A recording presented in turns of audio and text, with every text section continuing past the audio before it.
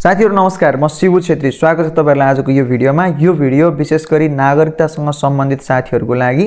धेरै जना नागरिकता विहीन साथीहरुले मलाई यी दिनहरुमा मेसेज गर्नु भएको छ मेसेन्जरमा। मैले मेसेज हेरेको छु तर सिन गरेको छैन। के भनेको भन्नु होला। त्यो मेसेज खोलेर हेरेको छैन, त्यसैले सिन नदेखाएको होला। तर मलाई एउटाको मेसेज थाहा छ। मेरो पेजमा, मेरो टिकटकमा, कमेन्टमा, मेरो मेसेन्जरको इनबक्समा, व्हाट्सएपमा धेरै जनाले नागरिकताको अपडेट के भयो, कहिले हुन्छ दाइ अपडेट पाउन भनेर ग्रुपमा धेरैले मेसेज गर्नु भएको छ।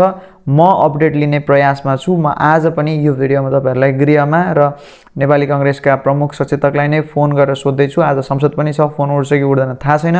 गृहमा चाहिँ म फोन गर्दै छु। त्यो भन्दा अगाडि म तपाईहरुलाई एउटा विशेष अपडेट के दिन चाहन्छु भन्दा यही चैत्र 6 गते, आज 4 गते हो, पर्सीको दिनमा संसदमा नागरिकता संशोधन विधेयक निर्णयार्थ प्रस्तुत हुँदैछ।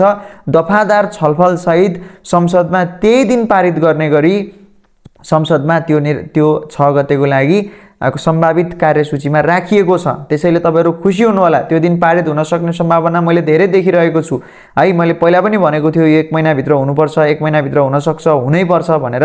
र 6 गते पारित भयो भने त्यो चाहिँ राष्ट्रिय सभामा जान्छ र राष्ट्रिय सभाबाट पनि पारित भइसकेपछि राष्ट्रपतिले प्रमाणीकरण गरेर त्यो कानुन बन्छ। 6 गतेको सम्भावित कार्यसूचीमा के लेखिएको छ म एकचोटी तपाईहरुलाई यहाँ पढेर पनि सुनाउन चाहन्छु। चैत 6 गते त्यो बक्सको अन्तिममा लेखिएको छ, नेपाल नागरिकता दोस्रो संशोधन विधेयक 2081 माथि संशोधन सहित सदनमा दफादार छलफल र पारित गर्ने प्रस्ताव क्रमशः निर्णयार्थ प्रस्तुत भनेर यहाँनिर लेखिएको छ। यो गृहमन्त्रीबाट हुनेछ। त्यसैले त्यो दिन पारित भयो भने धेरै राम्रो हुन्छ। आफ्नो सांसदहरुलाई फोन गरेर त्यो दिन पारित गर्नको लागि हेल्प गर्नु अथवा मेसेज गर्नु भनेर मेसेज गरेर हेल्प गर्नु भनेर तपाईहरुले रिक्वेस्ट गर्न सक्नुहुन्छ। अब रह्यो यो विधेयकमा के छ कसो छ भन्ने कुरा मैले अलरेडी पहिलाको भिडियोहरुमा भनिसकेको छु। एकचोटी त्यो भिडियोहरु हेर्नु होला।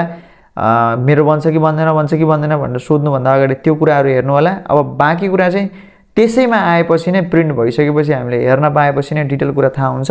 म गृह मन्त्रालयमा विशेष गरी गृहमन्त्रीज्यूको स्वकीयलाई र नागरिकता महाशाखा प्रमुख, योजना तथा समन्वय शाखाको प्रमुखसँग पनि म महाशाखाको प्रमुखसँग नि आज कुरा गरेर तपाईहरुलाई अपडेट दिन प्रयास गर्नेछु। कृपया भिडियो अन्तिमसम्म हेर्नु होला, च्यानल सब्स्क्राइब गर्नु होला। म अहिले नागरिकता महाशाखा प्रमुखलाई फोन गर्दै छु र सोध्दै छु है त।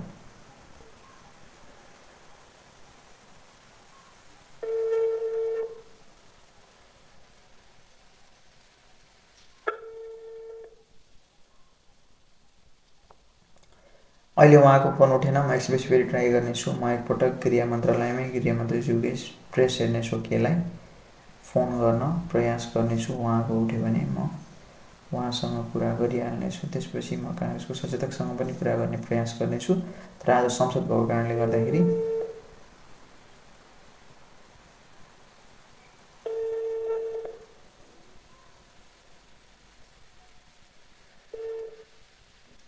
हेलो सर, नमस्कार। आराम हुनुहुन्छ? के छ सर, हाम्रो नागरिकता विधेयक कहाँ पुग्यो, कहिलेसम्म काम होला पीडितहरुको? मलाई यति धेरै मेसेज आछ।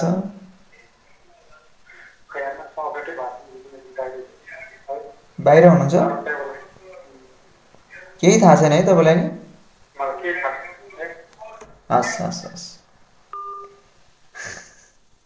यस्तो छ। बरु मलाई केही थाहा छ, पीडित साथीहरुलाई नै केही थाहा छ, तर उहाँले केही थाहा छैन।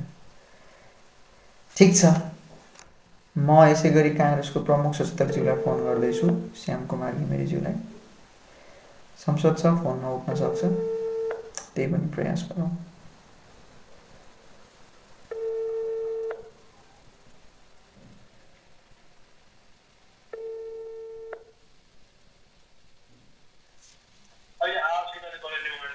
हेलो मान्यज्यू, नमस्कार।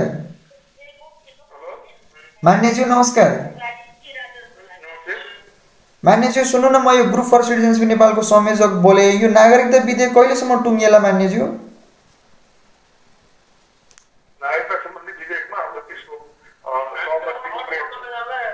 हजुर? ए, अनि कहिलेसम्म पीडितले नागरिकता पाउलान् मान्यज्यू? कहिलेसम्म होला मान्यज्यू? यही अधिवेशनमा? ए हस् मान्यज्यू, हस्, थ्याङ्क यू। ल एउटा चिज चाहिँ ठोस कुरा के आयो भन्दा मैले त पहिल्यैदेखि भन्दै थिएँ तपाईँहरूलाई, अब यति कुरा सोध्नको लागि मान्यलाई फोन गर्नुपर्ने अवस्था त होइन, यही अधिवेशनमा पारित हुन्छ हुनुपर्छ भन्ने कुरा त मैले यही भिडियोमा पनि अघि भर्खर भनेको थिएँ, पहिलाबाट नि भनिरहेको छु।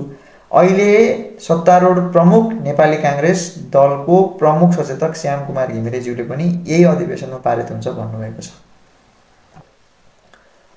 नागरिकता महाशाखा प्रमुखको फोन उठेन, मैले फेरि पनि गरेँ, म फेरि प्रयास गर्नेछु, केही कुरा आयो भने म जोडौँला।